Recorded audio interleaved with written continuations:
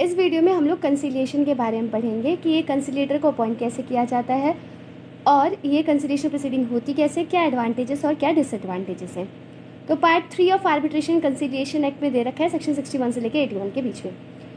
ये एक तरीके का ना ADR ही है, अल्टरनेटिव डिस्प्यूट रेजोल्यूशन है। लेकिन जैसे आपने आर्बिट्रेशन में देखा था कि वहाँ पे आर्बिट्रेटर जो था वो फैसला सुनाता था, यहाँ पे आर्बिट्रेटर नहीं होता, यहाँ पे कंसिलिएटर होता है और फैसला नहीं सुनाएगा, वो दोनों पार्टीज के बीच में सेटलमेंट करवाएगा, दोनों पार्टीज के बीच में समझौता करवाएगा, वो ऐसा जजमेंट पास करेगा जिसपे दोनों पार्टीज अग्री करे। मतलब दोनों पार्टीज जैसे एक बात पे माने, एक तरीके का कॉम्प्रोमाइज़ होता है, दोनों पार्टीज एक बात पे माने, उस फैसले को सामने लाएगा। क्योंकि अब देखो, तो आप सोचोगे कि तीसरी पार्टी की ज़रूरत क्या है। तीसरी पार्टी की ज़रूरत इस वजह से है क्योंकि जो दोनों पार्टीज है ये तो अपनी अपनी बातें आगे रखेंगे ना। अगर दो पार्टीज खुद डिसाइड करने लगे, जिनके बीच में डिस्प्यूट है, तभी तो जा रहे हैं ना तीसरे इंसान के पास। और ये जो थर्ड पर्सन होना चाहिए न्यूट्रल होना चाहिए, उसका किसी एक पार्टी के टूवर्ड्स ज़्यादा अफेक्शन नहीं होना चाहिए, मतलब केस से कोई लेन देन नहीं होनी चाहिए। अब आता है अगली स्लाइड पे, देखते हैं कंसिलिएटर की स्ट्रेंथ क्या होनी चाहिए। इसमें ऐसा नहीं है कि और नंबर रहना चाहिए जैसे हमने आर्बिट्रेशन में पढ़ा था, क्योंकि हमें इसमें फैसला थोड़ी सुनाना है कि फैसला जो है हंग डिसीजन आ जाएगा, ऐसा कुछ नहीं है। इधर समझौता कराना है तो 1 2 3 कितना भी नंबर हो सकता है। अब इनका अपॉइंटमेंट कैसे किया जाता है। अब दो तरीके हैं अपॉइंटमेंट के, या तो पार्टीज़ अपॉइंट करती हैं या तो पार्टीज़ जो है अपना जो मैटर है उसे किसी इंस्टीट्यूशन के पास सबमिट करती हैं। अगर पार्टीज़ खुद अपॉइंट करती हैं तो इसमें ये देखना पड़ेगा कि कितने कंसिलिएटर चुन रही हैं। अगर एक कंसिलिएटर चुनेंगी तो दोनों पार्टीज मिलकर चुनेंगी। अगर 2 कंसिलिएटर चुने जा रहे हैं तो दोनों पार्टीज एक एक कंसिलिएटर को चुन लेंगी। और अगर 3 कंसिलिएटर चुने जा रहे हैं तो दोनों पार्टी एक एक कंसिलिएटर को चुनेंगे, और जो 2 कंसिलिएटर चुने गए वो एक और कंसिलिएटर को चुन देंगे, जिसे हम लोग बोलते हैं प्रिसाइडिंग कंसिलिएटर। अब अगर इंस्टीट्यूशन के थ्रू अपॉइंटमेंट हो रहा है तो इंस्टीट्यूशन क्या करते हैं, जैसे आपने अलग अलग आर्बिट्रल इंस्टीट्यूशन पढ़े ना, ऐसे कंसिलिएशन में भी इंस्टीट्यूशंस है। तो पार्टीज़ क्या करेंगी, किसी भी इंस्टीट्यूशन के पास जाएंगे, वो इन्हें एक कंसिलिएटर जो है रिकमेंड कर देंगे, या फिर इंस्टीट्यूशन खुद ही अपॉइंट कर देती है। अब इसका स्कोप देखते हैं, मतलब कंसिलिएशन में मैटर कौन कौन से आते हैं। तो अगर मान लो पार्टीज़ के बीच में किसी भी तरीके का लीगल रिलेशनशिप है, ज़रूरी नहीं है कॉन्ट्रैक्ट के थ्रू ही वो लीगल रिलेशनशिप है, कैसा भी लीगल रिलेशनशिप, तो उन सारे मैटर्स पे लगेगा। लेकिन हाँ, सिर्फ उन मैटर्स पे नहीं लगेगा जो कि लॉ में साफ साफ प्रोहिबिटेड है कि हाँ ये मामला जो है ये कंसिलिएशन के थ्रू नहीं, ये कोर्ट में ही होना है, तो उन मैटर्स पे ये चीज़ नहीं लगेगा, कंसिलिएशन नहीं हो पाएगा। अब अगली साइड पे देखते हैं कंसिलिएशन है कितने तरीके के। 2 तरीके के कंसिलिएशन है, एक तो होता है वॉलंटरी, एक होता है कंपल्सरी। वॉलंटरी में क्या होता है, यहाँ पे जो पार्टीज़ हैं वो खुद ही मतलब डिस्प्यूट सॉल्व कर रही हैं, खुद ही पार्टिसिपेट कर रही हैं प्रोसीडिंग में। कंपल्सरी कंसिलिएशन में क्या होता है, एक पार्टी दूसरे पार्टी से मिलना ही नहीं चाह रही है। ये ज़्यादातर लेबर केसेस के मामले में होता है, वैसे ही जुड़े मामलों में होता है। अब अगले साइड पे देखते हैं क्या कंसिलिएशन का प्रोसीजर है। तो यहाँ पे मैंने शॉर्ट में लिखा है, अब इन्हें डिटेल में देखते हैं। सबसे पहले क्या होगा, कंसिलिएशन प्रोसीडिंग शुरू होगी। शुरू कैसे होगी, यहाँ पे क्या होगा, एक पार्टी दूसरे पार्टी को रिटन इन्विटेशन भेजेगी कि कंसिलिएशन के थ्रू जो है हम अपना मैटर को सॉल्व करेंगे, जो हमारे बीच में डिस्प्यूट अराइज हुआ है। अगर पार्टी ने एक्सेप्ट कर लिया तब तो ठीक है, जैसे कंसिलिएशन शुरू होगा हो जाएगा। लेकिन अगर पार्टी ने रिजेक्ट कर दिया तो फिर कंसिलिएशन प्रोसीडिंग नहीं होगी। अगर मान लो जो पार्टी है वो हाँ ना नहीं बोलती, ठीक है, 30 दिन का समय हो चुका है, तो हम ऐसा मान लेंगे कि जो पार्टी है उसकी सहमति नहीं है, पार्टी ने रिजेक्ट कर दिया है, तो इस बात का भी नोटिस भेजा जाएगा दूसरे पार्टी को कि हमने आपको कंसिलिएशन के लिए नोटिस नहीं भेजा, मतलब नोटिस भेजा था और आपने से कोई रिप्लाई नहीं दिया, तो हम ये मानकर चल रहे हैं कि आपने रिजेक्ट कर दिया है। अगला स्टेप है submission of statements to the conciliator. तो कंसिलिएटर क्या करेगा कि वो दोनों पार्टी से बोलेगा कि क्या आपका डिस्प्यूट है, क्या आपको लगता है इशू है, दोनों पार्टी से बोलेगा क्या फैक्ट्स है, क्या ग्राउंड्स है। तो दोनों पार्टी जो है ये सारी चीज़ें जो है इन्फॉर्मेशन कंसिलिएटर के पास सबमिट करेंगे। अब कंसिलिएटर जो है ना किसी भी स्टेज पे किसी भी दोनों पार्टीज में से किसी भी पार्टी से जो है इन्फॉर्मेशन मांग सकता है, कंसिलिएटर को मना नहीं करना है। अगले स्टेप है कंसिलिएशन प्रोसीडिंग अब जो है शुरू होगी। तो इसमें क्या करेगा, कंसिलिएटर जो है दोनों पार्टीज को इन्वाइट करेगा, दोनों पार्टी से कम्युनिकेट करेगा, ओरली भी कम्युनिकेट कर सकता है, राइटिंग में भी कम्युनिकेट कर सकता है, जिस भी मैनर में उसे सही लगे। फिर देखेगा कि दोनों पार्टीज़ जो है उनकी एक्सप्रेस विश क्या है, केस के क्या सर्कमस्टांसेस है, पार्टीज़ क्या रिक्वेस्ट कर रही हैं, और कोशिश ये करेगा कि जल्द से जल्द जो है डिस्प्यूट को सॉल्व कर दिया जाए। अब अगला स्टेप है एडमिनिस्ट्रेटिव असिस्टेंस। मान लो अगर पार्टीज़ चाहें तो एडमिनिस्ट्रेटिव असिस्टेंस भी लिया जाता है। एडमिनिस्ट्रेटिव असिस्टेंस होता है, मान लो एविडेंस वगैरह ये सब चीज़ें रहती है ना, या इंस्पेक्शन वगैरह, तो एडमिनिस्ट्रेटिव बॉडी की भी हेल्प ली जा सकती है अगर पार्टी का कंसेंट है तो, इस पर कोई प्रोहिबिशन नहीं है। अब अगले साइड पे देखते हैं कि क्या क्या प्रिंसिपल फॉलो करने पड़ते हैं कंसिलिएशन के प्रोसीजर के दौरान। तो पहला ये है कि ऑब्वियसली जो कंसिलिएटर होगा वो इंडिपेंडेंट और इम्पार्शियल होना चाहिए, मतलब किसी पार्टी से उसका कोई रिलेशन नहीं होना चाहिए, डिस्प्यूट से किसी तरीके का रिलेशन नहीं होना चाहिए, फेयरनेस और जस्टिस रहनी चाहिए, मतलब जो है किस रीजन डिसीजन रहना चाहिए कि हाँ हम इस बात पे है जो ये फैसला सुना रहे हैं।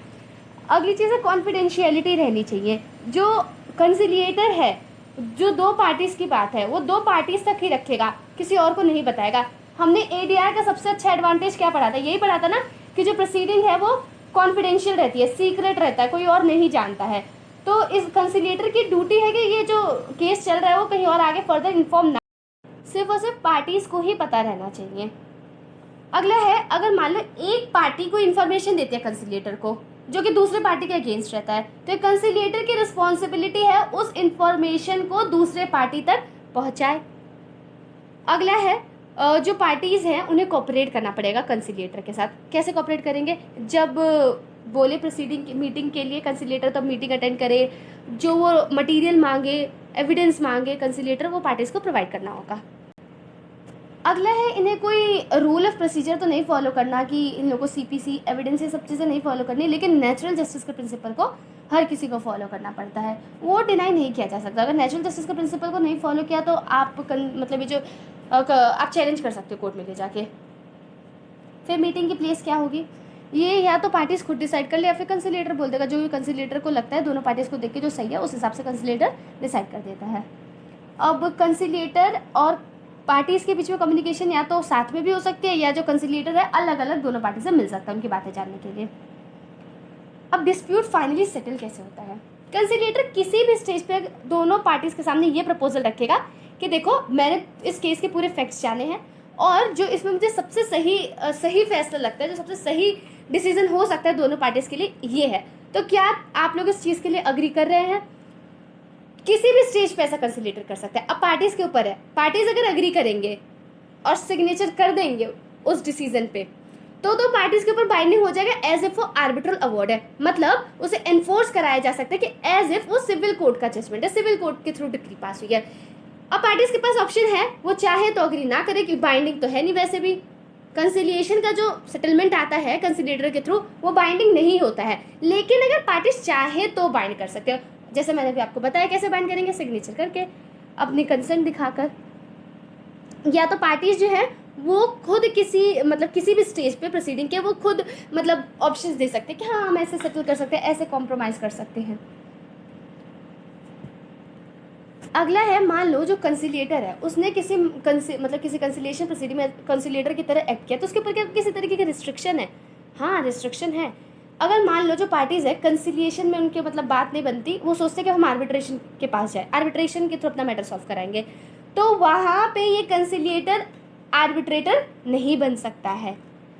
और या फिर कोर्ट में ये बात जाती है तो वहाँ पे ये जो कंसिलिएटर है वो विटनेस नहीं बन सकता है, या फिर लीगल काउंसिल, ये सारी चीज़ें जो है कंसिलिएटर नहीं बन सकता। फिर अगला है, अब हमने बहुत कंसिलिएशन के बारे में पढ़ लिया, पूरी प्रोसीडिंग कैसे होती है इसके प्रिंसिपल। अब टर्मिनेट करते हैं इस प्रोसीडिंग को, तो यही होगा पार्टीज जो है सेटलमेंट एग्रीमेंट साइन कर दे तो उन पर बाइंडिंग हो जाएगा, या फिर जो है जो कंसिलिएटर है उसने रिटन डिक्लेरेशन कर दिया पार्टीज के साथ मिलके कि हाँ ये मेरा फैसला है, या फिर पार्टीज ने ही रिटन डिक्लेरेशन करी है कंसिलिएटर को, या फिर एक पार्टी ने रिटन डिक्लेरेशन करी है दूसरे पार्टी को और कंसिलिएटर को, तो इस तरीके से जो है कंसिलिएशन प्रोसीडिंग जो है बंद हो जाएगी। अब एडवांटेज क्या है, सबसे पहला एडवांटेज ये कॉन्फिडेंशियल रहता है, it's private in nature. Process जो है वो इनफॉर्मल रहता है, काफ़ी सिंपल प्रोसीजर फॉलो किए जाते हैं, डिले नहीं होता है। कंसिलिएटर को पार्टीज अपनी मर्जी से सकती हैं, ठीक है, उसके एक्सपीरियंस के हिसाब से, नॉलेज के हिसाब से, क्या प्रीवियस ट्रैक रिकॉर्ड रहा है, और ये काफ़ी कॉस्ट एफिशिएंट है, इतना कॉस्टली नहीं है। अब इसके डिसएडवांटेज क्या है, कभी कभी ऐसा होता है कि कोई पर्सन ऐसे कंसिलिएटर तो एक्ट कर रहा है लेकिन वो लीगली ही क्वालिफाइड नहीं है, ये हो सकता है। पार्टीज के ऊपर डिसीजन बाइंडिंग ही नहीं है, तो सबसे बड़ा इसका एडवांटेज है। और ये बहुत ज़्यादा इनफॉर्मल है, तो इससे ये हो सकता है कि इनजस्टिस हो सकता है, और पार्टीज में डायरेक्टली तो कम्युनिकेट करती नहीं है, तो अगर मान लो कंसिलिएटर दूसरे पार्टी को बातें बताएगा तो मिसकम्युनिकेशन ऑफ इन्फॉर्मेशन भी तो हो सकती है, ये तो बहुत ज़्यादा ही होता है। अगले स्लाइड पे देखते हैं केस लॉ। इसमें जो आर्बिट्रेटर था उसने क्या किया था, आर्बिट्रेशन प्रोसीडिंग शुरू होने से पहले, अभी आर्बिट्रेशन प्रोसीडिंग हुई नहीं थी, उससे पहले उसने क्या किया, पार्टीज का जो स्टेटमेंट था ना, ऑफर काउंटर ऑफर, उससे बस उसने रिकॉर्ड किया था, लिखा था। तो बाद में ये एज ए आर्बिट्रेटर भी बना, मतलब उस मामले के लिए। तो लोग कहने लग गए कि डिसीजन बायस्ड है, ऐसी बात गई। तो ऐसा फैसला सुना है कोर्ट ने कि जो डिसीजन है वो बायस्ड नहीं है। क्यों? क्योंकि इसने क्या किया था, सिर्फ स्टेटमेंट ही तो रिकॉर्ड किया था। तो ये जो पर्सन था आर्बिट्रेटर बनने के लिए फुल्ली कॉम्पिटेंट था। अब आता है अगली स्लाइड में। इस केस में कुछ और बातें कही गई हैं कंसिलिएशन के बारे में। इसमें एक बात ये कही गई है कि जैसे ही सेटलमेंट हो गया, सेटलमेंट एग्रीमेंट पे दोनों पार्टीज पहुंच गए, तो अगर वो लोग सिग्नेचर कर देंगे तो दोनों पार्टीज जो है बाइंड हो जाएंगे और जो फैसला हो फाइनल हो जाएगा, फिर अपील नहीं है। और ये भी है कि अगर जो कंसिलिएटर है, मतलब उसने सेटलमेंट तो सुना दिया, वैसे थोड़े सेटलमेंट सुना दिया हो गया काम, नहीं, उसे ऑथेंटिकेट करने के लिए वो क्या करेगा, दोनों पार्टीज को इसकी एक एक कॉपी दे देगा। So that's it for now. If there is any doubt do mention the comment box, I try my best to help you.